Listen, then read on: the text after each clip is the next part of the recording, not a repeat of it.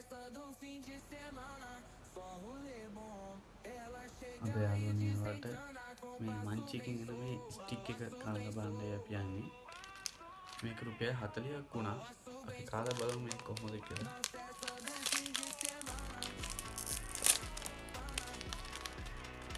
මේක ස්ටික් 4ක් තියෙනවා. ඒ මම හිතනවා තව ස්ටික් එකක් විතර දැම්මම හොඳයි කියලා.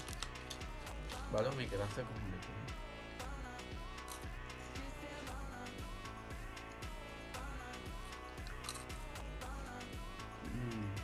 මේ චොක්ලට් තමයි හොඳට තියෙනවා.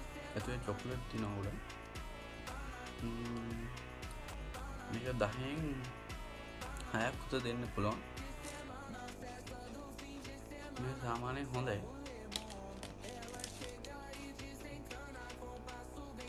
හොඳට තියෙනවා.